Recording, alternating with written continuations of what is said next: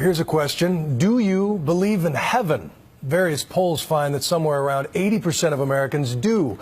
But a Harvard-trained brain surgeon wasn't so sure until he spent a week in a coma and came out with an incredible description of the afterlife. My co-anchor Terry Moran has a story. A mild afternoon in Lynchburg, Virginia, and Eben and Holly Alexander are at a high school soccer game cheering on their 14-year-old son, Bond. They are a perfectly ordinary American family with an extraordinary story. They have been touched by a medical miracle and maybe more. I mean, it was impossible after impossible after impossible. Eben Alexander, a Harvard-trained neurosurgeon who was a skeptic when it came to religion, survived a near-death experience, and he now carries the memory of what he says was a journey to heaven, a journey that all his scientific training cannot explain. On November 10th, 2008, Eben awoke with a searing headache. When his wife Holly checked in on him, he was having a tremendous seizure. And I said, say something. And he didn't say anything, so I called 911. Eben was rushed to the hospital where he worked as a neurosurgeon. The only word we could truly make out was help. And the rest of his verbalization was purely screaming.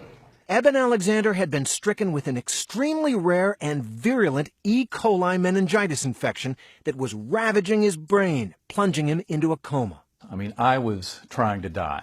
In fact, doctors gave him almost no chance to live and told his family if he did survive, he'd be brain damaged for the rest of his life. His eyes were just off and cocked.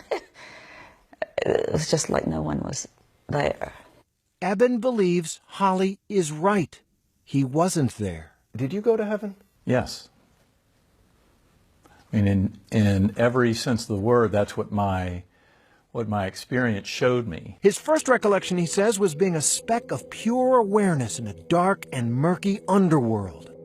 And then I was rescued by this beautiful spinning white light that had a melody, indescribably beautiful melody with it, that opened up into a bright valley.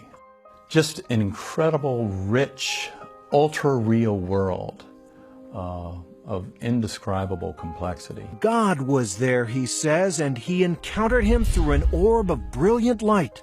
He soared on the wing of a butterfly with a beautiful young woman as his companion, and the young woman gave him a message to take back from heaven.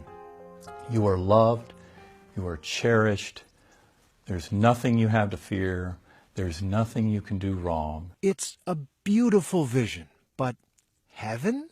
A lot of people are going to say, Doctor, it was a hallucination.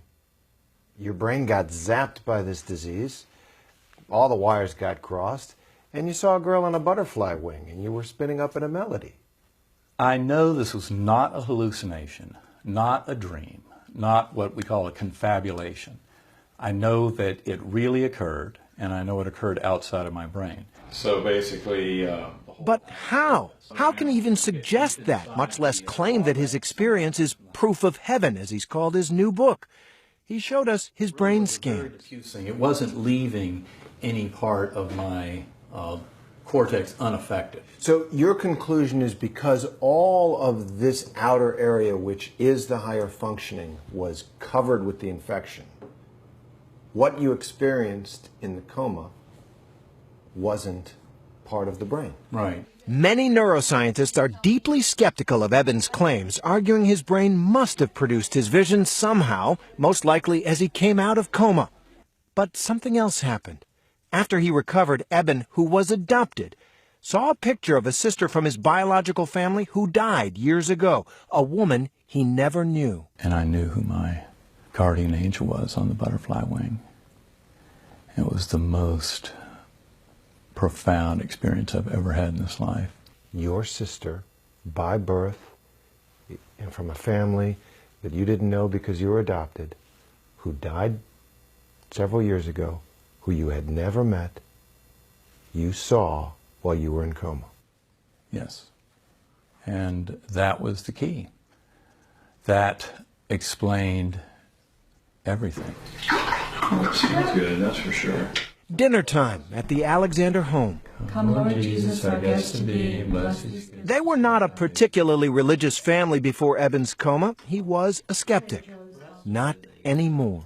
This proves that our soul, our consciousness, our spirit doesn't depend on the existence of the brain and body at all, and easily is actually freed up to a much higher state of knowing when it's freed from this body.